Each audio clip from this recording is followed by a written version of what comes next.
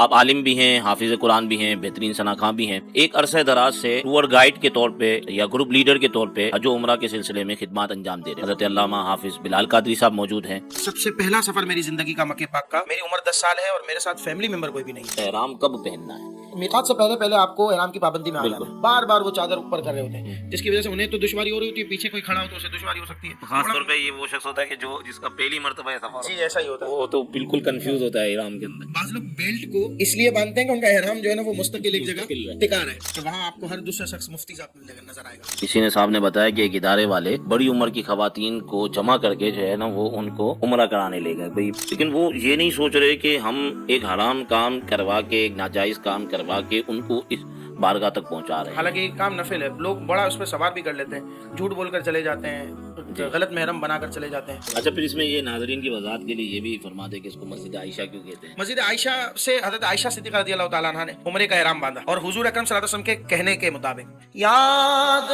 آتا ہے طواف خانہ کعبہ مجھے، جب یہ لائن پڑھتے تھے یا شعر مکمل ہوتا تھا تو آنکھیں نم ہو جاتی تھی۔ جب ایک شخص حرمین شریفین کا سفر کرتا ہے تو اس کے کیا احساسات، جذبات ہونے چاہیے، تو ہم ان لوگوں سے سیکھیں گے کہ جن کا سفر کرتے ہوئے ایک عرصہ دراز سے وہ سفر کر رہے ہیں، اور ساتھ ساتھ جو ہے وہ بطور گروپ لیڈر بھی وہ سفر کر رہے ہیں، یا کسی نہ کسی طریقے سے جب وہ وہاں جاتے ہیں تو لوگ ان سے انسپائر ہوتے ہیں اور ان سے چیزیں بھی پوچھتے ہیں کہ ہم نے عمرہ کیسے کرنا ہے، حج کیسے کرنا ہے، زیارتوں پہ کیسے جانا ہے، اور کون کون سی زیارات پہ جانا ہے۔ آج میرے ساتھ مشہور اور معروف شخصیت، آپ سبھی حضرات ان کو جانتے ہیں، حضرت علامہ حافظ بلال قادری صاحب موجود ہیں، اور آپ عالم بھی ہیں، حافظ قرآن بھی ہیں، بہترین شناخواں بھی ہیں، اور ساتھ ساتھ ایک عرصہ دراز سے، وہ امینی سے سنیں گے کہ کتنا عرصہ اس حوالے سے ان کو ہو گیا، ایک عرصہ دراز سے ٹور گائیڈ کے طور پہ یا گروپ لیڈر کے طور پہ حج و عمرہ کے سلسلے میں خدمات انجام دے رہے ہیں۔ اور حج و عمرہ ہی نہیں بلکہ آپ سفر عراق ہے، شام ہے، اور بھی کئی ممالک یا جگہیں ہیں جہاں پہ یہ بطور ٹور گائیڈ یا لیڈر گروپ کے طور پہ جاتے ہیں، اور لوگ جو ہے وہ ان سے سیکھتے ہیں۔ اور خاص طور پہ اس میں وہ طبقہ بھی ہوتا ہے کہ جو نوجوان طبقہ ہے، یعنی ایک تو وہ لوگ ہیں کہ جو بزرگ ہو چکے یا بڑی عمر کو پہنچ چکے، وہ سیکھتے ہیں ان سے، وہ پسند کرتے ہیں کہ یہ ہمارے سفر کے اندر یہ بطور گروپ لیڈر موجود ہوں، لیکن نوجوانوں کا میں نے دیکھا ہے کہ وہ زیادہ انسپائر ہوتے ہیں، وہ زیادہ ان سے قریب ہوتے ہیں، اور کئی سفر کے اندر انہی سے پوچھیں گے کہ ان کے ایسے مشاہدات اور تجربات بھی رہے ہوں گے کہ لوگوں نے اپنے اندر تبدیلی محسوس کی ہوگی ان کے ساتھ سفر کرنے کے بعد۔ تو ہم اپنے مہمان کی طرف بڑھتے ہیں۔ السلام علیکم ورحمۃ اللہ وبرکاتہ۔ وعلیکم السلام ورحمۃ اللہ تعالیٰ وبرکاتہ۔ اچھا حضور، چونکہ آج ہماری یہ پہلی پوڈ کاسٹ ہے اور ہم نے آج مکہ المکرمہ سے متعلق باتیں کرنی ہیں اور عمرے سے متعلق گفتگو کرنی ہے، اس کے بعد پھر انشاءاللہ ہم دیگر پوڈ کاسٹ میں حاضر مدینہ شریف کی حاضری سے متعلق بھی انشاءاللہ گفتگو کریں گے، اور حج تو پھر آپ کو معلوم ہے کہ ایک بڑی عبادت ہے، تو اس سے بھی متعلق ہم انشاءاللہ گفتگو کریں گے۔ تو آپ ابتداً جو ہے وہ کہ آپ کو یہ سلسلے کا جو ہم آغاز کر رہے ہیں تو اس حوالے سے کچھ ارشاد فرمائیں۔ بسم اللہ الرحمن الرحیم۔ سب سے پہلے تو علامہ انس بھائی، آپ کو اور آپ کی پوری ٹیم کو بہت بہت مبارکباد کہ ماشاءاللہ آپ نے سوشل میڈیا کے اس پلیٹ فارم کا اس انداز سے استعمال کیا کہ ماشاءاللہ حج و عمرہ کے نام سے ایک چینل اور ایک پیج آپ نے تیار کر لیا، اور اس پر آپ مسلمانوں کی شرعی رہنمائی کے ساتھ ساتھ اپنے مشاہدات اور اپنے تجربات کو بھی لوگوں کے سامنے بیان کر رہے ہیں، اور اس سے یقیناً کچھ نہ کچھ سیکھنے کا موقع مل رہا ہے۔ اللہ تبارک و تعالیٰ اس کار خیر پر آپ کو اجر عظیم عطا فرمائے۔ پھر آپ فرماتے ہیں کہ عمرے کے حوالے سے آپ نے کچھ بات کرنی ہے، تو دیکھیں عمرہ کا سفر یہ زندگی کے بہترین اسفار میں سے ایک ایسا منفرد اور خوبصورت سفر ہوتا ہے کہ جس کی ہر مسلمان کو خواہش رہتی ہے۔ آپ کسی چھوٹے سے چھوٹے بچے کو بھی پوچھیں گے کہ بھائی مکہ پاک جانا ہے، مدینہ پاک جانا ہے، تو اس کے ذہن میں ایک خاکہ ہوگا، ایک شبیہ بن جائے گی کہ بھائی مکہ پاک کا سفر اور مکہ پاک کی جگہ یہ ہے، مدینہ پاک سے مراد یہ گنبد خضرا ہے۔ اور الحمدللہ ثم الحمدللہ، چونکہ ہم تو مذہبی گھرانے سے وابستہ ہیں، کسی اور شخص کو بھی کہ جو کلمہ گو ہے، عقیدت رکھنے والا ہے اللہ اور اس کے رسول سے، تو اس کے بچے کو بھی جب آپ پوچھیں گے نا تو اس کے ذہن میں کہیں نہ کہیں یہ بات ہوگی ہے کہ یہ مکے کا سفر اور یہ مدینہ پاک کا سفر یہ بڑا عظیم اور بڑا روحانی سفر ہوا کرتا ہے۔ تو اس کی تو کیا ہی بات اس حوالے سے بیان کی جائے، اور میں آپ کو کہوں کہ میں 2 جملوں میں اس بات کو مکمل کروں تو یہ شاید بہت مشکل مرحلہ میرے لیے ہوگا۔ بہرحال جس طرح انشاءاللہ آگے تھا، اس میں جو ہے نا میں اس کو یوں سمجھتا ہوں کہ کئی دنیا کے مقامات کا بندہ سفر کرتا ہے، تو سفر کے اغراض و مقاصد ہوتے ہیں، لیکن یہاں جو سفر ہے یہ خالص جو ہے وہ روحانی سفر ہے، یا آپ اس کو مکمل عبادت والا سفر کہہ لیں، اور ساتھ ساتھ جو ہے وہ بندہ اپنی مسلمان اپنی تاریخ سے جڑ رہا ہے۔ بے شک ایسی بات ہے، اور علماء اس کو لکھتے بھی ہیں کہ حج اور عمرے کے سفر کا سب سے بڑا مقصد یہی ہے کہ اسلام سے وابستگی کا ایک اظہار ہوتا ہے، یعنی انسان جس گھاٹ کا پانی پیتا ہے اس کی بوند بوند کو سلام کرتا ہے، یہ کہاوت ہے اور یہ کہا جاتا ہے۔ تو جب ہم اس کے پس منظر پر، اس کے بیک گراؤنڈ پر، اس کے سارے معاملات پر اگر غور و خوض کرتے ہیں تو ہمیں یہ ساری چیزیں ابھر کر ہمارے سامنے آتی ہیں کہ یہ جو حج کا سفر ہے یا عمرے کا سفر ہے، اس کی سب سے بڑی لاجک جو دنیاوی اور ظاہری اعتبار سے ہمارے سامنے آتی ہے وہ یہی ہے کہ انسان کو یہ پتا ہو، مسلمان کو یہ پتا ہو کہ اس کی بیس کیا ہے، اس کی آرگین کیا ہے، اس کی اساس کیا ہے، پھر وہاں سے وہ اپنے سفر کا آغاز کر رہا ہے، اپنی ساری چیزوں کو سمجھ رہا ہے، جیسا کہ قرآن پاک میں بھی فرمایا گیا کہ جب ابراہیم علیہ السلام نے تعمیر کعبہ کر لی تو پھر ندا دی واذن فی الناسی، تو پوچھا گیا، یہ دوسری ایک ترجیح میں بتاتا ہوں آپ کو، تو دوسری ایک بنیادی وجہ بتاتا ہوں کہ جو اللہ پاک نے قرآن پاک کلام کریم میں بیان فرمائی کہ ابراہیم علیہ السلام نے بلایا، واذن اذان دی فی الناسی، لوگوں کو حج کے لیے، ریزن کیا بتایا، لیشہدوا منافع لہم، تاکہ وہ بینیفٹ اٹھائیں، تاکہ وہ فائدہ اٹھائیں۔ تو یہ دو بڑی وجوہات ہیں، ایک تو روحانیت اس اعتبار سے بھی ہے کہ انسان اپنی بیس سے جڑتا ہے، سیکنڈ تھنگ یہ کہ انسان کو یہ پتہ چلتا ہے کہ اللہ پاک اسے کچھ نہ کچھ بینیفٹ دیتا ہے، اور وہ بینیفٹ ظاہری انعامات کی صورت میں بھی ہوتا ہے، باطنی اکرامات کی صورت میں بھی ہوتا ہے، اور اخروی معاملات بھی اس کے یقیناً بہت سے ہیں۔ اچھا، ہم جو ہے نا وہ دیکھیں، ایک تو جب ہم حضرت ابراہیم علیہ السلام کا تصور کرتے تو ہمارے ذہن میں ایک جو ہے نا وہ حج کا تصور آتا ہے، جی اور وہ اس معنی کر کے کہ ظاہر حج جو ہے وہ ابراہیم علیہ السلام سے عبادت چلی آ رہی ہے، اور پھر وہ حضور علیہ السلام نے حج ادا فرمایا اور پھر اس کی تعلیمات دی تو وہ تو ایک ہم اس کو حج کے تناظر میں دیکھیں گے۔ یہاں ہم جو ہے نا وہ اس چیز کو دیکھتے ہیں کہ ایک بندہ ہے کہ جس کو یہ ابھی خبر ملتی ہے کہ میرے اسباب پورے ہو گئے اور میں نے جو ہے وہ اب مکہ پاک جانا ہے۔ ظاہر ہے ہم اہل سنت ہیں، ہم عشق والے لوگ ہیں، تو ایک یہ ہوتا ہے کہ سرکار کی بارگاہ سے بلاوا آیا ہے، لیکن وہ نا کہ ان کے طفیل حج بھی خدا نے کرا دیے،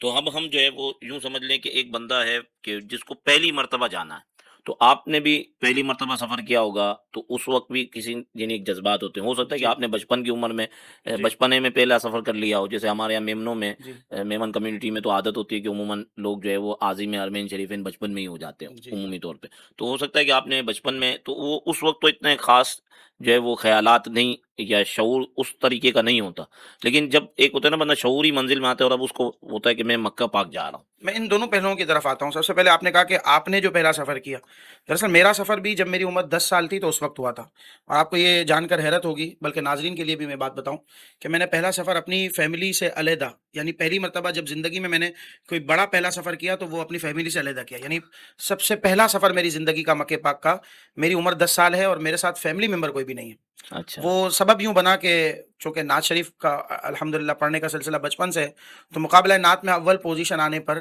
مدرسے کی طرف سے ہم چند نوجوان تو نہیں کہیں گے، تو ہمارا تو لڑکپن بھی شروع نہیں ہوا تھا اس وقت، یا شاید میری عمر سب سے چھوٹی تھی، کچھ میرے سے بڑی عمر کے، کوئی 13 سال کا بچہ تھا، کوئی 15 سال کا تھا، تو اس طرح ہم 5-6 افراد کو بطور انعام یہ سفر دیا گیا، سبحان تو ہم اللہ، اپنے اساتذہ کی زیر نگرانی الحمدللہ یہ سفر کیا، اور شعور تو خیر یہ بھی آپ کی بات ٹھیک ہے کہ نہیں ہوگا، لیکن اس کے ساتھ ساتھ یہ اتنا ضرور تھا کہ ایک چاہت اور تڑپ ضرور تھی، یعنی یہ اندازہ تھا کہ مکہ پاک کا سفر ہے، یعنی یہ وہ سفر ہے کہ جو گناہ دھو دیتا ہے، یہ وہ سفر ہے کہ جس میں زائر اللہ کا مہمان ہوتا ہے، یہ وہ سفر ہے کہ جس میں اللہ تعالیٰ کی قربت اور اس کی رحمت کے حصول کا ایک سلسلہ بن جاتا ہے، تو یہ بات ضرور تھی۔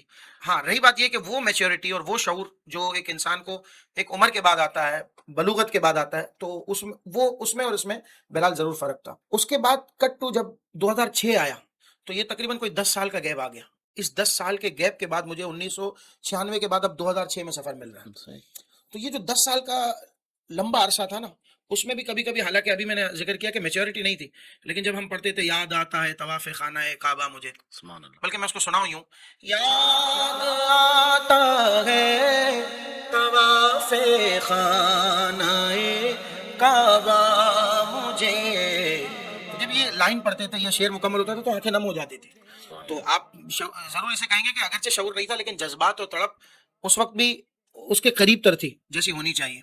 تو یہ الحمدللہ ماحول کا اور تربیت کا نتیجہ ہے. اور میں یہ سمجھتا ہوں کہ جس کو بچپن سے یہ بات بتائی جائے نا تو اس بچے کے دل میں کہیں نہ کہیں یہ تمام باتیں گھر کرتی ہیں. اب 1996 کا میں آپ کو سفر بتا رہا ہوں، یہ ہو یا 2006 کا ایک اعتبار سے پہلا سفر ہو، ان دونوں اسفار میں ایک چیز کامن ہے، تڑپ وہی تھی، کیفیت وہی تھی کہ اللہ کے حضور حاضر ہونا ہے. جب 1996 میں پہنچا نا تو میرے ذہن میں تو نقشہ ہے نہیں، میرے سامنے صرف تصویر ہے کہ یہ مکہ پاک ہے.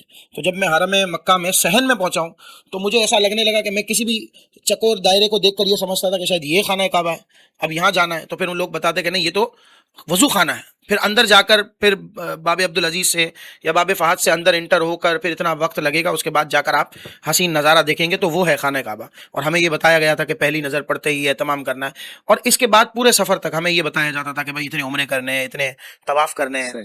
تو یہ ایک کیفیت تھی. اچھا، اس میں ایک مکہ پاک کی خصوصیات میں اگر ہم یہ دیکھ لیں کہ جب بھی ہمارے ذہن میں مکہ پاک کا تصور آتا ہے تو ہمارے ذہن میں اپنا ایک خاص لباس بھی آ ہی جاتا ہے. یعنی ایسا نا مدینہ پاک میں بندہ جاتا ہے تو وہ تو میں نے امامہ شریف بھی پہننا ہے، اگر وہ ماحول سے وابستہ ہے مجھے یہ والے کپڑے بھی سلوانے ہیں. لیکن مکہ پاک کے لیے وہ ایک خاص تصور پہلے سے ہی ہے کہ مجھے 2 چادروں کے اندر رہنا ہے. جی تو یہ جو 2 چادروں کا لطف ہے اللہ اور اس کا جو مزہ ہے، اس کو آپ کیسے؟ دیکھیں، جو یہ آپ نے بات کی نا کہ ایک مخصوص لباس میں، اچھا یہ عبادت ہے ہی ایسی کہ ایک مخصوص وقت میں، ایک مخصوص مقام پر، مخصوص لباس میں اور مخصوص لوگوں کے درمیان ہوتی ہے. اور پھر جب بات آتی ہے لباس کی تو کیا ہی بات ہے. اچھا آپ دیکھیں، احرام پر غور کریں، علماء بھی یہ بتاتے ہیں اس کی لاجک کیا ہے. لاجک یہ ہے کہ بندہ اللہ کی بارگاہ میں عجز و انکساری کا اظہار بالکل. کرے کہ جیسا اللہ تبارک و تعالیٰ اپنے بندے کو پسند فرماتا ہے کہ بندہ اس کے سامنے عجز و نیاز کے ساتھ اس کے حضور حاضر ہو. تو یہ جو احرام کی حالت ہے یہ بیسیکلی یہی ہے کہ بندہ اپنے آپ کو بڑا مسکین اور فقیر اور کمتر شو کر کے اللہ سے بھیک مانگ رہا ہے. اور اللہ پاک فرماتا ہے کہ جب وہ مجھ سے بندہ مانگتا ہے تو میں اس کے قریب ہو جاتا ہوں. کہیں فرمایا کہ میں اس کی دعا کو قبول کرتا ہوں. انسلی چادروں میں اور عام سی چادریں ہیں، اور لباس کا کلر بھی جو سنت کے مطابق سفید ہے. یعنی ایسا محسوس ہو رہا ہے کہ جیسے اپنی جبی کی اور اپنے جسم کی کالک کو اس روشن اور سفید لباس سے وہ دھو رہا ہے. بالکل. اچھا، اس میں جو ہے نا احرام کی جب بات آتی ہے تو ویسے ناظرین کے لیے یہ میں عرض کر دوں کہ ہمارے اس پیج پہ احرام باندھنے کا جو ہے نا وہ آسان طریقہ بھی موجود ہے، تو آپ جو ہے نا وہ ہمارے پیج سے بھی جو ہے وہ اس کو سیکھ سکتے ہیں. حافظ بلال قادری صاحب کے جو پیج ہے یوٹیوب کا، اس پہ بھی جو ہے وہ احرام باندھنے کا طریقہ موجود ہے، آپ وہاں سے بھی سیکھ سکتے ہیں. تو بہرحال ہم جو ہے وہ اس چیز کو سمجھنے کی کوشش کرتے ہیں کہ بسا اوقات لوگ احرام ان کو معلوم نہیں ہوتا کہ کہاں پہننا ہے اور کب پہننا ہے. کبھی بہت پہلے پہن لیتے ہیں، کبھی وقت کے بھی بعد پہنتے ہیں. تو اب ہم تھوڑا سا اس چیز کو دیکھ لیں کہ احرام کب پہننا ہے. اچھا اس میں 2 باتیں ہیں، لوگ اس میں بڑا کنفیوز رہتے ہیں کہ احرام کب پہننا ہے. لوگ یہ نہیں سمجھتے کہ پہننا اور ہوتا ہے کہ احرام کی نیت میں آ جانا یہ اور بات ہوتی ہے. اچھا، اس کو میں یوں بھی کہہ سکتے ہیں کہ جو نا احرام اصل چادریں نہیں ہیں. جی، احرام جو ہے وہ نیت کا نام ہے. نیت کا نام. چادریں چونکہ مرد پر سلا ہوا لباس پہننا منع ہے، اس لیے یہ چادریں ہیں. جی، اس کو اگر یوں دیکھ لیں کیونکہ عورت کے تو احرام کی حالت میں تو عورت بھی ہے، عورت بھی ہے، لیکن وہ عورت کا لباس وہ نہیں ہے. عورت کا لباس. تو یہ اچھا یہ تہبند باندھنا یہ تو پہلے بھی رائج صاحب بھی کئی علاقوں میں، آپ ساؤتھ انڈین طرف چلے جائیں یا آپ سری لنکا چلے جائیں تو وہاں تہبند باندھا جاتا ہے، بلکہ افریقہ کے کئی ممالک میں اب بھی اور تہبند باندھنا یہ سنت بھی ہے. تو اس اعتبار سے اس طرح کے لباس عام ہے وہاں، ہمارے یہاں اتنا رائج نہیں ہے. اب رہی بات اس کے باندھنے اور اس کے پہننے کی، بھائی پہننے آپ گھر سے 2-3 دن پہلے پہن لیں، اس میں کیا حرج ہے، لیکن پابندی اسی وقت لاگو ہوگی جب آپ احرام کی نیت میں آئیں گے. نیت کریں گے. تو اب مین مسئلہ یہ ہے کہ احرام کی نیت کی کہاں جائے. تو احرام کی نیت آپ کو میقات کا جو پوائنٹ ہے اس سے پہلے کر لینی ہے. صحیح. یعنی میقات کا پوائنٹ آ گیا، اب آپ اس سے پہلے جب آپ اس جگہ سے آگے بڑھیں تو اس وقت آپ احرام کی نیت میں داخل ہو. بصورت دیگر آپ پر کوئی کفارہ یا دم یا صدقہ کی صورت میں جیز پر سچویشن لاگو ہوتا ہے، اس کو آپ اپنے مسائل کے اس میں سن سکتے ہیں یا دیکھ سکتے ہیں جو بھی آپ کے پیج پر موجود ہے، تو لوگ اس سے استفادہ کر سکتے ہیں. ہم اس وقت صرف پروسیس کی بات کرتے ہیں.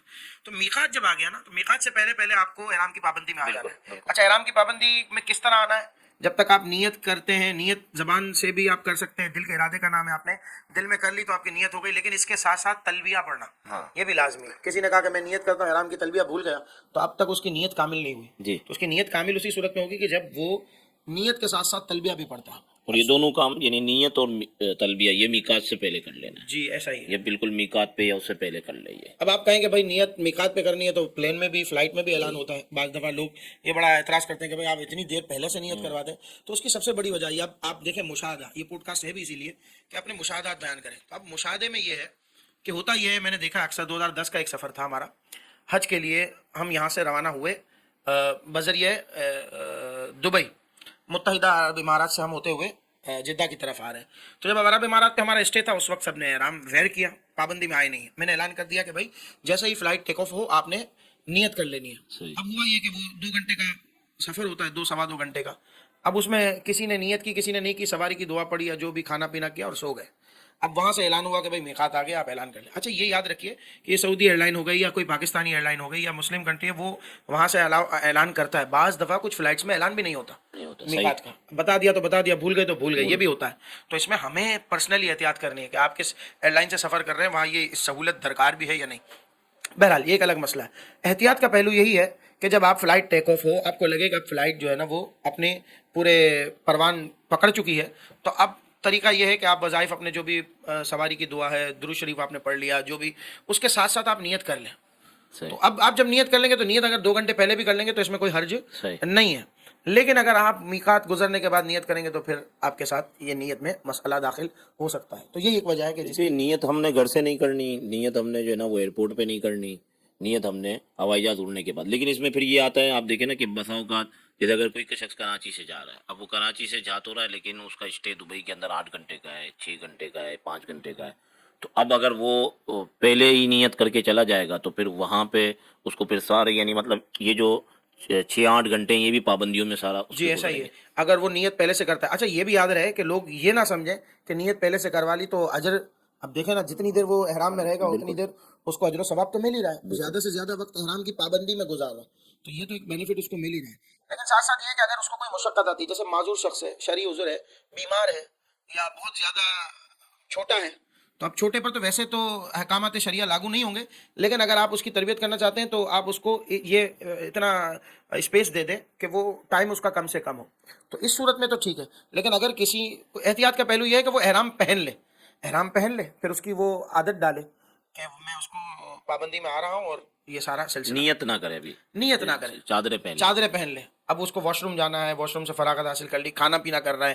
کبھی کبھی بعض دفعہ ایسا ہوتا ہے کہ وہ اس کو سنبھالنے کی وجہ سے، کیونکہ یہ نیا ہوتا ہے نا اس کے لیے تجربہ، تو اب وہ احرام پہننے میں بڑی دشواری ہوتی ہے. بعض دفعہ آپ نے بھی دیکھا ہوگا، لوگ بھی دیکھتے ہیں بار بار وہ چادر اوپر کر رہے ہوتے ہیں، جس کی وجہ سے انہیں تو دشواری ہو رہی ہوتی ہے، پیچھے کوئی کھڑا ہو تو اسے دشواری ہو سکتی ہے. قطار میں کھڑے ہوں گے تو بار بار وہ صحیح کر رہے ہوں گے، اپنا تہبند نیچے کا بار بار اوپر نیچے کر رہے ہوں گے. خاص طور پہ یہ وہ شخص ہوتا ہے کہ جس کا پہلی مرتبہ ہے سفر، جی ایسا ہی ہوتا ہے، وہ تو بالکل کنفیوز ہوتا ہے احرام کے اندر. اچھا یہاں میں ایک اور چیز ایڈ کروں، بعض لوگ بیلٹ کو اس لیے باندھتے ہیں کہ ان کا احرام جو ہے نا وہ مستقل ایک جگہ ٹکا رہا ہے. حالانکہ یہ نیت درست نہیں ہے. بیلٹ کے لیے باندھنے میں یہ نیت ہو کہ اس میں سامان رکھیں گے، احرام کی اپنا ہے، لیکن بہرحال وہ اگر اس سے ٹک جاتا ہے تو اس میں کوئی حرج نہیں ہے. لیکن بہرحال یہ نیت نہیں کرنی چاہیے، نیت اس کی. تو بعض لوگ بیلٹ بھی اسی لیے پہنتے ہیں، تو بعض دفعہ بٹن وغیرہ لگا لیتے ہیں، جبکہ علماء نے اس کو بھی مکروہ لکھا ہے. آج کل میں نے دیکھا ہے کہ احرام کے اندر بٹن لگے ہوئے ہوتے ہیں یا وہ پن لگا لیتے ہیں، تو سلاوہ تو نہیں ہوتا، لیکن بہرحال یہ جو پن لگانا ہے یا جو بٹن لگانا ہے یہ بھی اس کو میں نے جو ہے نا وہ اب آج کل تو ویسے ایک ٹیوبلر احرام آیا ہوا ہے اور لوگ اس کو بھی پہن رہے ہیں، آپ نے دیکھا ہوگا. تو اب یہ تو ایک شرعی مسئلہ ہے کہ آیا اس کو پہن سکتے ہیں یا نہیں پہن سکتے. تو بہرحال اگر آپ اس حوالے سے ٹیوبلر احرام کے علماء رعایت دیتے ہیں، اس میں کیا حرج ہے؟ خبات نہیں، ہاں خلاف ہے، سنت ضرور ہے، سنت کے خلاف ہے، یعنی سنت کھلی چادر نہیں ہے، کھلی چادر نہیں ہے، وہ راؤنڈ ہے ٹیوبلر احرام، وہ اس کو کہتے ہیں، سلاوا نہیں ہوتا وہ. ہاں اس کا فیبرک بڑا جو ہے نا وہ الاسٹک ہے، وہ لچکدار ہے، تو ذرا پہننے میں لطف بھی دیتا ہے، تو ذرا سفر آسانی سے کٹ جاتا ہے. لیکن بہرحال خلاف سنت رہے گا. ایک میں نے دیکھا تھا کہ سعودیہ کے اندر، کیونکہ ہمارے لوگ وہاں جا کے کچھ نیا سیکھ لیتے ہیں نا، حالانکہ سیکھنا یہاں ہوتا ہے وہ ان لوگوں سے سیکھ لیتے ہیں. اچھا یہاں میں ایک بات آپ کو ایڈ کروں کہ وہاں آپ کو ہر دوسرا شخص مفتی صاحب نظر آئے گا. آپ کو بال کاٹنے والا بھی مفتی ملے گا، صفائی کرنے والا بھی آپ کو مفتی ملے گا. تو میرے جو دوست سن رہے ہیں اس پوڈ کاسٹ کو، وہ یہ خاص دھیان رکھیں کہ جو آپ اپنے علماء سے سیکھ کر گئے نا اسی پر عمل پیرا ہوں. آپ کے ہاتھ میں کتابیں اسی کو فالو کریں، بجائے اس کے کہ وہاں آپ کسی سے مروب ہو جائے، کوئی آپ کو الگ مسئلہ. اچھا الگ الگ مسالک کے لوگ ہیں وہاں پہ، شافعی کے مطابق آپ کو کوئی فتویٰ بتا دیتا ہے، کوئی حنبلی فتویٰ بتا دیتا ہے، تو آپ چونکہ حنفی ہیں تو اس چیز کو بھی آپ نے مد نظر رکھا. ایک دوسرا احرام میں نے دیکھا تھا، وہ جیسے ٹیوبلر احرام آپ نے دیکھا ہوگا کہ وہ راؤنڈ ہوتا ہے نا, لیکن وہ راؤنڈ جو ہے نا وہ سلا ہوا تھا ہاں ہاں. اور اس میں ناڑی بھی لگی ہوئی تھی. اچھا آپ یقین کریں مجھے کبھی کبھی ایسا ہوتا ہے کہ یہ جو راؤنڈ احرام ہے, یہ تو ابھی کل میری مفتی صاحب سے بات ہو رہی تھی تو انہوں نے توجہ دلائی کہ اس میں سلائی نہیں ہے, ورنہ عام طور پر میرا بھی ذہن اسی طرف جاتا تھا کہ یہ راؤنڈ ہے تو اس میں سلائی کیسے نہیں ہو, جیسے ابھی آپ نے توجہ دلائی کہ پہلے یہ ہوتا تھا کہ سلائی کر دیتے تھے. اچھا بچوں میں یہ استعمال ہوتا ہے. اچھا بچوں پر چونکہ احکامات شریعہ لاگو نہیں ہوتے, تو میرا بیٹا جب 2017 میں بہت چھوٹا تھا, 3-4 سال کی عمر تھی, تو اب ہمیں شوق تھا کہ اس کو احرام پہنائے, تو ہم نے اسے وہ جو بچوں کے اظہار بند کی جگہ ربڑ ڈالا جاتا ہے, الاسٹک کہتے ہیں اس کو یا کیا, تو وہ ہم نے اس کا احرام اس کو دلوا دیا. تو اب وہ اس کو میں نے تو وہاں پہ مزدلفہ نکل کی کے طرح اندر ہے. لوگوں کو دیکھا, وہاں دوسرے کنٹریز کے جائے ہوئے تھے, انہوں نے اس طریقے کا احرام جو ہے وہ پہنا ہوا تھا, تو بڑا تعجب ہو رہا تھا کہ ہمارے یہاں تو یہ تو الحمدللہ برے صغیر پاک و ہند کے لوگوں کو اللہ پاک نے بڑا شعور دیا ہے, تو وہ مسائل پہ بڑی احتیاط کرتے ہیں, ورنہ وہاں تو آپ کو نائجیرین ملیں گے, وہ ایک مخصوص لباس میں ہوں گے, وہ اسی کو احرام کہتے ہیں. وہ صرف ایک سلائی نہیں, وہ تو ان کا باقاعدہ بڑے بڑے جبے ہوتے ہیں, وہ اسی کو احرام سمجھتے ہیں. اللہ کچھ آپ کو الگ کلر کے لوگ ملیں گے, آپ نے کبھی انڈونیشین کو ایک ساتھ دیکھا ہو تو. اچھا کچھ اور مسالک کے لوگ ہیں, اب پتہ نہیں ان کے فقہ میں یہ بات ہے کہ بنیان بھی پہن سکتے ہیں. میں نے تو ایسے لوگوں کو دیکھا ہے کہ احرام پہنا ہے اور احرام کے نیچے بنیان اور شاید نکر بھی پہنی ہو. ایسا بھی ہوتا ہے. صحیح. اچھا یہاں پہ ہم یہ تھوڑا سا دیکھ لیں کہ میقات اور حدود حرم جو ہے وہ اس کو ہم تھوڑا سا ناظرین کو, تو میں اس کو تھوڑا سا جب ہم نشست لیتے ہیں تو میں اس طرح سمجھاتا ہوں کہ بھائی دیکھیں, 2 دائرے ہیں, ایک بڑا دائرہ آپ کر لیں, ایک اسی بڑے دائرے کے اندر ایک چھوٹا سا دائرہ کر لیں. اب آپ کے پاس 3-4 چیزیں آ گئی. ایک تو ایک چھوٹے دائرے کے اندر ایک جگہ ہے, آپ سمجھیں کہ یہ حرم کا اسپیس ہے.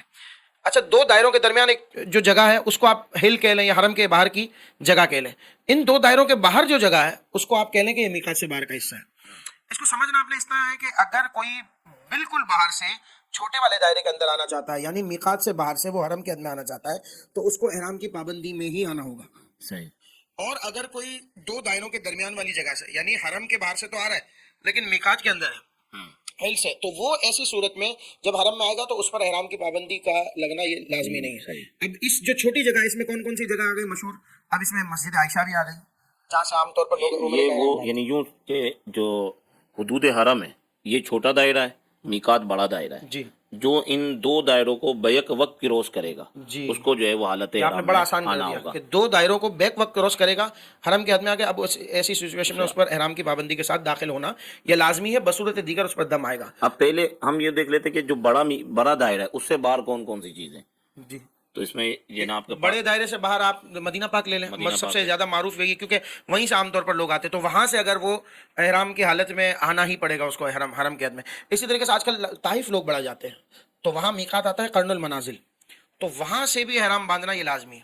اور اگر اب وہ مکہ آ رہا ہے جب وہ مکہ پاک آ رہا ہے, حرم شریف کی حد میں داخل ہو رہا ہے. اب یہاں میں ایک اور توجہ دلاؤں گا ہماری بہنوں کو کہ بڑا گروپ بنا کر وہ لوگ, ابھی آج ہی میری ایک صاحب سے بات ہو رہی تھی کہ وہ طائف گروپ لے کر جا رہے تھے, تو میں نے ان سے کہا کہ خدا را آپ اپنے گروپ میں یہ اعلان کیجیے گا کہ اگر کوئی خواتین ایام مخصوصہ میں ہوں تو وہ طائف جائیں گی, تو واپسی میں ان کو احرام ہی کی حالت میں مکہ پاک آنا ہوگا. اب ظاہر سی بات ہے اگر وہ احرام کی حالت میں آتی ہیں تو پھر ان کو عمرے کے ارکان ادا کرنے ہوں گے. اب اگر ان کی 2-3 دن بعد مدینہ پاک یا وطن واپسی کی روانگی ہوگی تو ان کے لیے بڑا مشکل مرحلہ ہو جائے گا. تو یہاں لوگ توجہ نہیں کرتے. تو میرے وہ دوست جو سن رہے ہیں, خدا را پہلے آپ سارا شیڈیول اپنی خواتین سے معلوم کیا کریں, جب بھی دونوں چیزوں میں, چاہے آپ کراچی سے یا کسی اور جگہ سے جا رہے ہیں حرم شریف کے لیے, تو آپ شیڈیول دیکھیں کہ کہیں ان کو کوئی پریشانی تو نہیں رہی ڈیٹ وائز, تو یہ چیزیں ان سے آپ پہلے کنفرم کیجئے. اسی طریقے سے طائف یا کوئی ایسی جگہ جا رہے ہیں جو میقات سے باہر, تو اس میں اس بات کا خیال رکھیں, ان سے ایڈوائس, ان سے مشورہ لیں, ان سے پوچھیں کہ بھائی کہیں آپ کو اس حوالے سے پریشانی تو نہیں ہے, تو اس بات کا خاص اس میں خیال میں اور ایڈ کر دوں کہ ہمارے یہاں پہ جب بھی عمرے کا پیکیج لیا جاتا ہے نا, تو مرد حضرات اپنے طور پہ یہ ساری چیزیں خود ہی ڈیسائیڈ کر رہے ہوتے ہیں, جی اور خواتین کو اس مشاورت میں نہیں لیتے. اب ہوتا یہ ہے کہ بسا اوقات عورت مکہ پاک پہنچی اور اس کے ایام شروع ہو گئے, ہاں اب وہ ظاہر ہے کم از کم 3 دن ہے, 3 دن سے زیادہ زیادہ 10 دن ہے. اب وہ آئی ہی جو ہے نا وہ مطلب 10 دن کے لیے, اب اگر اس کے 6-7 دن ہیں تو وہ تو مسجد حرام شریف کے اندر داخل ہی نہیں ہو سکتی, وہ خانہ کعبہ کے قریب جا ہی نہیں سکتی. تو اب آپ نے جو ہے نا وہ 6-7 دن اس کو جو ہے نا وہ 10 دن میں سے 6-7 دن آپ نے اس کو کیا کر دیا, باہر بٹھانے پر مجبور ہو گیا. تو اور پھر وہ اگر جا رہی ہے تو وہ احرام کی پابندیاں 6-7 دن تک اس کو رہنا پڑے گا ان پابندیوں میں. پھر جو ہے نا ایک تو یہ طرف ہوتا ہے کہ جاتے ہوئے, اب اگر فرض کر لیں آپ کروا رہے ہیں تو پھر آپ جو ہے وہ مدینہ پاک چلے جائیں. جی, اور پھر دوسرا یہ ہوتا ہے کہ بعض لوگ پیکیج ایسا بنا دیتے سولوشن نکلتا ہے, کوئی بھی اویئرنیس ہونی چاہیے. آپ کسی مفتی صاحب سے مشورہ کریں گے تو ان کو یہ بات اندازہ ہو جائے گا اس بات کا, لوگوں کو اندازہ ہی نہیں ہوتا اس بات کا. وہ ساری پلاننگ پہلے کر لیتے ہیں, پھر اس کے بعد وہ آتے ہیں. کل جب عمرے کی نشست ہو رہی تھی ایک جگہ, آپ بھی موجود تھے وہاں پہ, تو ایک صاحب آئے کہ کہا کہ ہم نے ٹکٹ کروا لی ہے, ہوٹل بھی ہمارے بک ہو گئے. اور آج کل تو بڑا مسئلہ یہ بھی ہے, پہلے ایسا نہیں ہوتا تھا, آپ ہوٹل وہاں جا کر بھی بک کروا سکتے تھے, اب تو نسخ کے ذریعے آپ کو یہاں سے ساری پلاننگ کر کے جانی ہے. صحیح. ایک دن بھی, ایک گھنٹہ بھی آپ آگے پیچھے نہیں ہو سکتا. تو یہ ساری چیزیں پہلے سے طے شدہ ہے. تو ایسی سچویشن میں جب آپ اتنی بڑی بڑی پلاننگ کر رہے ہیں, مہینوں سے آپ تیاری کر رہے ہیں, تو خدا را ذرا اپنے گھر کی خواتین سے یہ ڈسکس بھی کر لیں کہ بھائی اس کے قریب قریب تو نہیں, ایک آدھ دن پھر بھی سمجھ آتا ہے کہ ہو جاتا ہے ایڈجسٹ, صحیح. لیکن 6 دن تک 7 دن تک. اچھا اگر آپ کا پیریڈ ہی 3 دن کا ہو, ابھی جیسے لوگ رمضان میں جائیں گے, عام طور پر رمضان میں لوگ جاتے ہیں تو وہ یہ دیکھتے ہیں کہ یار مکے پاک میں ریٹ بڑے زیادہ ہوتے ہیں ہوٹلوں کے, تو وہ ان کا فوکس یہ ہوتا ہے کہ بھائی 1 دن 2 دن رکیں گے مکے پاک اور پھر ہم چلے جائیں گے مدینہ پاک. اب وہاں آپ کی ہوٹل کی بکنگ ہے. اب آپ مجھے بتائیں کہ اگر 1-2 دن میں آپ کے گھر کے جو لوگ ہیں وہ اس مسئلے سے گزر نہیں پائے, تو ایسی صورت میں کیا کریں گے؟ تو اگر وہ بغیر عمرے کے ارکان ادا کیے جا رہے ہیں تو دم لازم اپنے آپ پر, اور جان بوجھ کر, ایک تو ہوتا ہے دم کا لازم آ جانا, ایک تو جان بوجھ کر اپنے اوپر دم لازم آنا, تو یہ کبھی نہ گناہ. دم اور دم کے ساتھ پھر عمرے کی قضا بھی لازم, کہ عمرے عمرہ کی بھی قضا بھی لازم آئے گی. ان کو عمرہ بھی کرنا اب آپ پڑے گا. اس سے اندازہ کیجئے کہ کتنا بڑا اب اس میں جو نا یہ ایک پیکج, وہ آپ نے دیکھا ہوگا کہ لوگ جدہ جاتے ہیں, جدہ سے 6-7 دن 8 دن جو ہے نا وہ گزار کے مکہ پاک میں پھر مدینہ جاتے ہیں, مدینہ شریف سے پھر 3 دن کے لیے مکہ آتے ہیں. جی یہاں بھی پرابلم ہوتا ہے. یہ مدینہ پاک سے جب وہ مکہ شریف آتے ہیں تو ظاہر ہے میقات کے باہر سے جب آپ آ رہے ہیں تو احرام تو باندھنا ہوگا. جی اب یہاں پہ بہت سارے لوگوں کو کیونکہ رابطے ہوتے تو دیکھا گیا ہے کہ وہ مدینہ پاک سے جب مکہ پاک آتے ہیں تو کچھ لوگ ایسے بھی ملتے ہیں نا بس کے اندر کے جنہوں نے احرام نہیں باندھا تھا, تو ان کو دیکھا دیکھی فون کر کے کہہ رہے تھے بھائی یہاں تو کافی سارے لوگ ہیں, انہوں نے احرام نہیں باندھا تو ہم بھی نہ باندھیں, آپ بتائیں. اب ہم ان کو کہیں کہ بھائی احرام تو باندھنا پڑے گا. علمی ہے یہ, تو آپ بس ڈرائیور سے دیکھ لیں, وہ تو ہمیں خود فتوے بتا رہے ہوتے ہیں, ان کو یہ نہیں پتا ہوتا کہ ہم نے بھی تھوڑا بہت کتابیں دیکھی ہیں یا علماء کی صحبت میں بیٹھے, تو وہ ہمیں بتا رہے ہیں ارے آپ کو کیا پتا حضرت, ہم نے بڑے دن گزارے. اب 30-35 سال گزار لینا یہ اس بات کی دلیل تھوڑی ہے کہ آپ نے سارے مسائل بھی سیکھ لیے. تو وہ تو بڑے دھڑلے سے کہہ رہے ہوتے کہ ہم پر عمرے کا لازمی نہیں ہے. آج ہی میں ایک کلپ دیکھ رہا تھا, وہ کوئی صاحب تھے, وہ بتا رہے تھے کہ بھائی وہ دم لازم آئے گا. بات مسئلہ وہ صحیح بتا رہے تھے, لیکن اس طرف ان کی توجہ نہیں کی کہ ایک اور مسئلہ یہاں پیدا ہوتا ہے. سوال کیا تھا؟ سوال یہ تھا کہ اس شخص نے پوچھا کہ بھائی میری عورت جو ہے وہ اپنے شہر سے مکہ پاک وزٹ پر آ رہی ہے, تو کیا میں اس کو بغیر احرام کے پابندی سے میں بلوا سکتا ہوں؟ تو وہ مذاق میں بات کرتے ہوئے اس بات کو وہ ختم کر چکے کہ بھائی تم اس کو احرام کی حالت میں بلاؤ, بعد میں جو تم کو مزے کرنے وہ کر لینا, یہ ساری چیزیں. اب ہوا یہ کہ انہوں نے اصل بات کی طرف توجہ نہیں کی کہ بھائی جب وہ عورت وہاں سے نکلے گی تو آیا یہ تو طے ہو کہ وہ محرم کے ساتھ بھی سفر کر رہی ہے. جی جی.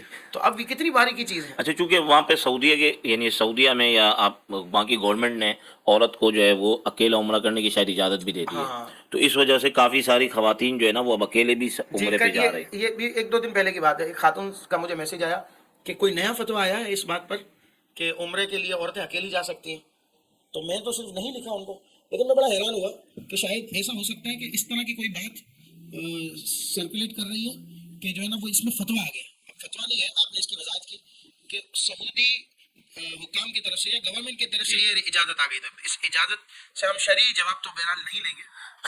پچھلے دنوں ایک کسی نے صاحب نے بتایا کہ ایک ادارے والے جو ہے وہ بڑی عمر کی خواتین کو جمع کر کے جو ہے نا وہ ان کو عمرہ کرانے لے گئے. بھئی اولڈ ہاؤس کے اندر خواتین ہیں بڑی عمر کی, تو اب ظاہر ہے ان کو مکہ پاک کی زیارت کروانی ہے, تو وہ ان عوام یعنی عورتوں کا اجتماع کر کے ان کو جو ہے وہ عمرے کی سعادت حاصل کروانے کے لیے لے گئے.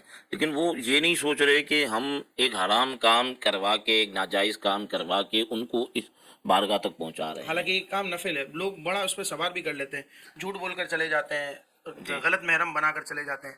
ہمارے ساتھ پہلے تو ایسا ہوتا بھی تھا, جب یہ محرم کی شرط تھی تب یہ ہوتا بھی میں نے خود دیکھا ہے اپنی آنکھوں سے. تو اس میں یہ ہوتا تھا کہ ایئرپورٹ پر امیگریشن پر اچھا لوگ تنگ بھی کرتے, پھر وہاں رشوت بھی دی جا رہی ہوتی, یہ ایک الگ مسئلہ. اللہ پاک ہم سب کو ان چیزوں سے محفوظ رکھے. تو ایک لطیفہ بھی ہوا اس طریقے کا کہ بھائی کسی کے ساتھ محرم بنایا تو وہاں امیگریشن والے کو کچھ سوجا. وہ نوجوان لڑکا تھا کوئی 20-22 سال کا, تو اس سے پوچھا کہ بھائی تم کہاں جا رہے ہو؟ تو کہا میں تو عمرہ پہ جا رہا ہوں. اچھا وہ دادی کے ساتھ محرم بنایا تھا, تو کہا اچھا ٹھیک ہے تم ایک کام بتاؤ, بات بتاؤ, تمہاری والدہ کا نام کیا ہے؟ اب وہ یہ سمجھا کہ کوئی ایسا سوال ہے کہ جو وہ محرم سے ریلیٹ کرتا ہے, تو وہ سوچنے لگا والدہ کا نام. تو امیگریشن والے نے کہا ارے بھائی اتنا سیدھا آدمی ہے, اسے اس کی والدہ کا نام نہیں پتا, اس کو تو جانے دو. یعنی وہ اتنا لطیفہ ہو گیا کہ اس نے پوچھا والدہ کا نام, حالانکہ والدہ کا کوئی ذکر نہیں تھا وہاں. محرم تو دادی سے بنا تھا وہ, جو بھی خاتون تھی ان کے ساتھ. تو ہم بڑے حیران ہوئے, اس وقت ہم کھڑے تھے پیچھے لائن میں کہ بیچارے کو پوچھ رہے, تو میں نے کہا بھائی یہ کیا ہے تمہارا پاسپورٹ دکھاؤ, تو پاسپورٹ میں لکھا ہوا تھا کہ بھائی محرم ہے, یہ دادی. میں نے کہا اچھا یہ تمہاری دادی محرم بنی, تو تم کیوں اتنا پریشان ہو؟ بولا کہ شاید اس سے کوئی ریلیٹ کرتا ہو اس لیے میں پریشان ہو گیا. میں نے کہا وہ بھی ٹھیک تھا, کہا کہ اس کو تو والدہ کا نام تک نہیں پتا آپ نے, تو کتنا سیدھا آدمی ہوگا. تو ایسا بھی ہوتا تھا.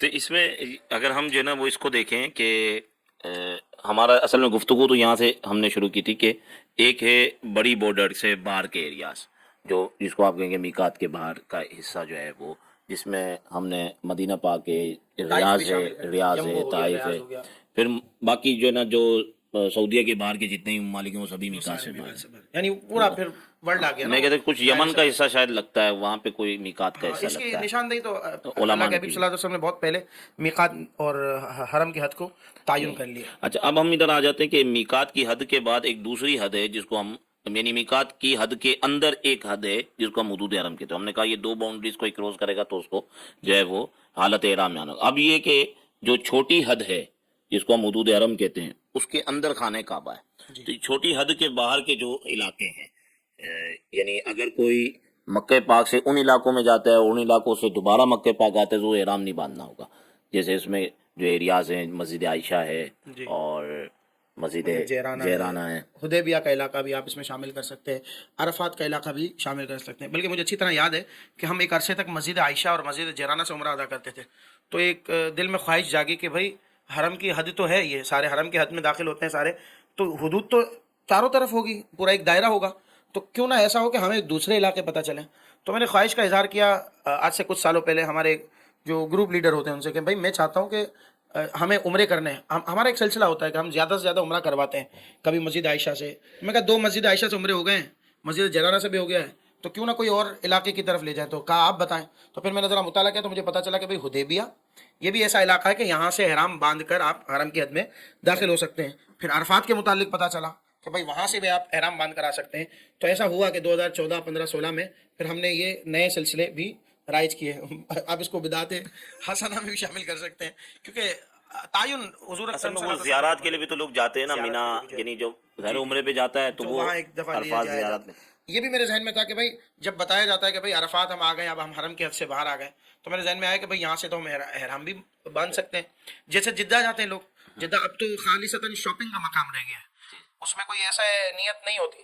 تو میں یہ کہتا ہوں کہ چلیں اگر کوئی جا بھی رہا ہے کسی رشتہ دار سے ملنے یا شاپنگ کے لیے, تو ایک اچھی نیت اس میں یہ شامل کر سکتا ہے کہ واپسی میں آتے ہوئے وہ عمرہ کا احرام باندھ لے. تو اس سے یہ ہوگا کہ کم از کم وہ حرم کی حد سے کچھ دیر کے لیے باہر گیا اور واپسی جب آیا تو اسے عمرہ مل گیا. تو یہ بہت لیکن یہ کہ ان مقامات سے واپسی اگر کوئی حدود حرم میں آتا ہے احرام باندھنا ضروری نہیں ہے, باندھنا ضروری نہیں ہے, کیونکہ لوگوں کو مسجد عائشہ یا مسجد جیرانہ زیارت کے لیے لے جاتے تو لوگ پوچھتے کہ ہم کو باندھنا پڑے گا احرام, تو احرام باندھنا جو ہے وہ بہرحال ضروری. لیکن میرا ایک مشورہ ہے کہ اگر جیرانہ جائے تو وہ احرام ضرور باندھے, کیونکہ وہاں سے اگر بہت زیادہ کوئی مجبوری نہیں ہے اور پھر بھی نہیں باندھتا تو میں سمجھوں گا کہ شاید محروم ہی ہے, کیونکہ یہ بہت بڑا مقام ہے. جیرانہ کا مقام تو وہ مقام ہے, آپ تو ماشاءاللہ جانتے ہیں, آپ نے بھی ماشاءاللہ کئی سفر کیے ہیں. شیخ عبدالحق محدث دہلوی علیہ رحمہ کے شیخ ہیں, شیخ عبد الرحمن عبد الوہاب صاحب, شیخ عبد الوہاب صاحب رحمۃ اللہ علیہ.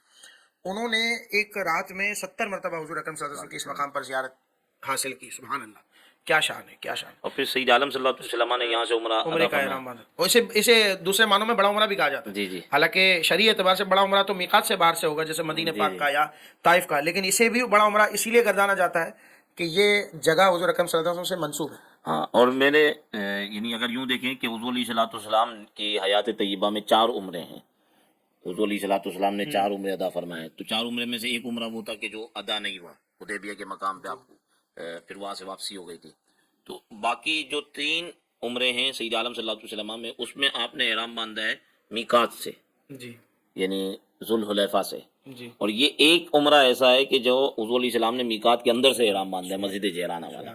لیکن یہ کہ علماء نے لکھا ہے کہ مسجد عائشہ سے احرام باندھنا جیرانہ کے مقابلے میں زیادہ افضل ہے. ہاں, وہ حدیث قولی اور حدیث فعلی والی بحث آ جائے گی. بلکہ میں ناظرین کے لیے بتا بھی دوں, بعض لوگ پوچھتے ہیں کہ بھائی دیکھو یہاں تو حضور نے احرام باندھا ہے تو افضل تو یہ ہوا.